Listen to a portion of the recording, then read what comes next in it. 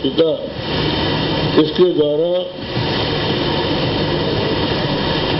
सर्वविकार शून्य होने के कारण सभी इंद्रियों की ग्राह्यता जिसमें नहीं है, सर्व इंद्रियों की अग्राह्यता जो सूक्ष्मता है वो ब्रह्म है, और सर्वोपाधि संबंध शून्यता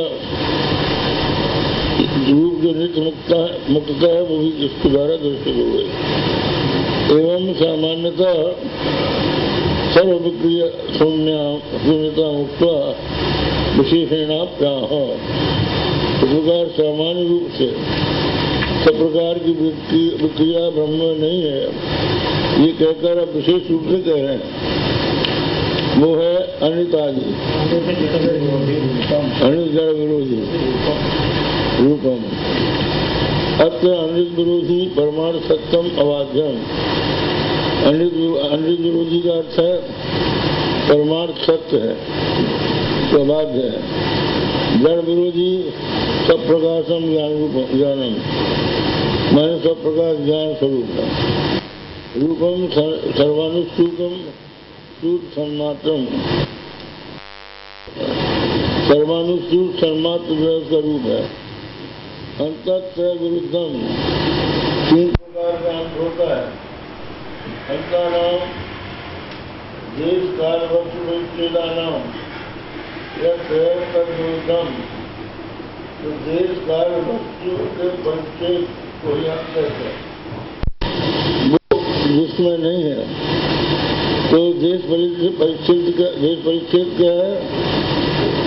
देश परिच्छेदो अत्यंता भावा अवस्थ तद प्रतियोगित्व विभू।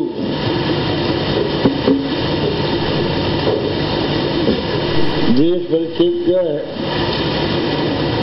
कहते हैं अत्यंता भावा प्रतियोगी, अत्यंता भाव का अप्रतियोगी।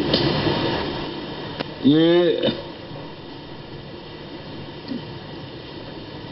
जो नैयायिक लोग हैं वो अभाव को चार प्रकार का मानते हैं। अत्यंता भाव, प्राग भाव, प्रध्वंसा भाव, अत्यंता भाव, अन्योन्या भाव, चार प्रकार का अभाव नैयायिक लोग मानते हैं। तो जो अत्यंता भाव का प्रतियोगी होता है वो उसमें देश परिच्छेद हो जाता है।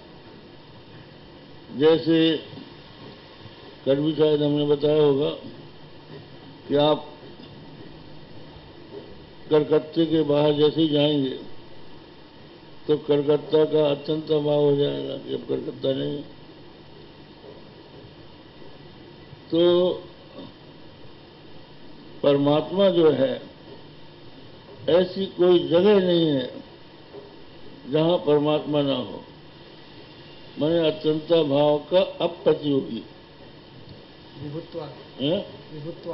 इसलिए विभू, विभू माने व्यापक।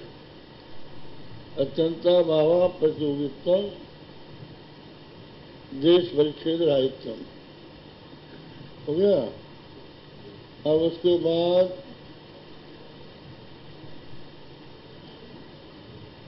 कार्य परिच्छेद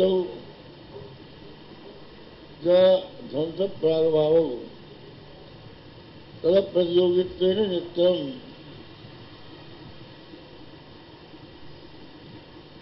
काल परिच्छेद, काल परिच्छेद जो है ये प्राग भाव और प्रध्वंसा भाव।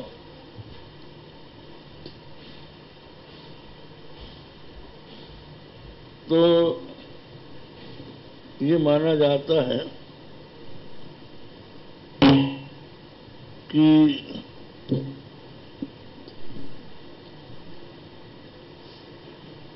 जो वेदांती हैं और सांख्य सिद्धांत के लोग हैं वो ये मानते हैं कि कारण में कार्य रहता है, बीज में सूक्ष्म रूप से वृक्ष रहता है। इसीलिए आम के बीज से इमली का वृक्ष नहीं होता। और इमली के बीज से आम का वृक्ष नहीं होता। उसमें सूक्ष्म रूप से वृक्ष रहता है और किसी किसी बीज में जब वो पानी से फूल जाता है तो छिलका निकालने पर कुछ पत्ती भी दिखाई पड़ती है उसमें। इसका मतलब यह है कि वो सूक्ष्म रूप से बीज में विद्यमान था। धारणी अनिल जल संयोग से उसकी अभिव्यक्ति हो गई। ये सांख्य और वेदांती मानते हैं सत्कार्यवाद। तो सांख्य लोग मानते हैं प्रकृति जगत का कारण, प्रकृति में सूक्ष्म रूप से जगत रहता है। और जो वेदांती हैं वो ब्रह्म को कारण मानते हैं कि ब्रह्म में ये जगत सूक्ष्म रूप से रहता है। इसीलिए हम लोग शिवलिंग की पूजा करते हैं। शिवलिंग जो है वो अंडे के आकार का होता है। जैसे पक्षी के अंडे में उसका सारा शरीर सूक्ष्म रूप से विद्यमान रहता है, उसी तरह से जगत का कारण जो ब्रह्म है उसमें जगत सूक्ष्म रूप से विद्यमान रहता है। इसलिए उसका ये प्रतीक है अंडाकार शिवलिंग। लीनम अर्थम गमयतीत लिंगम, जो लीन अर्थ को जनाए उसका नाम लिंग है। तो वेदांती कहते हैं कि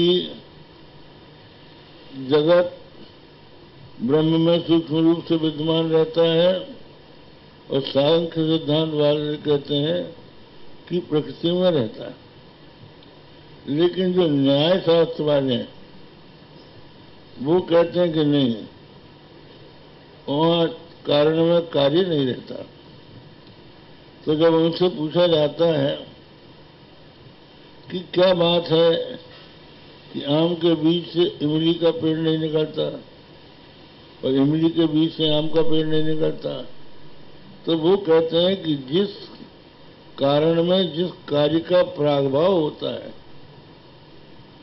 उससे उस कार्य की उत्पत्ति होती है। तो मृत्तिका में घट का प्रागभाव है, इसलिए मृत्तिका से घट बनता है। सूत्र में पट का प्रागभाव है, इसलिए सूत्र से पट बनता है। तो वो प्रागभाव वो मानते हैं। और दूसरी यह है कि कार्य उत्पन्न होकर नष्ट हो जाता है। जैसे घड़ा बना मिट्टी से और उसके बाद फूट गया तो घट का अभाव हो गया। उस अभाव को कौन सा भाव कहोगे? तो घटो नष्ट। इस तरह की प्रतीति का जो विषय है वो प्रध्वंसा भाव है। तो प्राग भाव का प्रतियोगी जो होता है उसकी उत्पत्ति होती है और प्रध्वंसा भाव का जो प्रतियोगी होता है उसका समझविनाश होता है। लेकिन जो ब्रह्म है वो प्राग भाव का अप्रतियोगी है और प्रध्वंसा भाव का भी अप्रतियोगी है। इसका अर्थ है कि उसकी ना तो उत्पत्ति होती है और न ही नाश होता है। इसलिए कालकृत परिच्छेद ब्रह्म में नहीं है। क्या हुआ? इसलिए नित्य है, काल परिच्छेद से रहे। अब तीसरा है वस्तु परिच्छेद।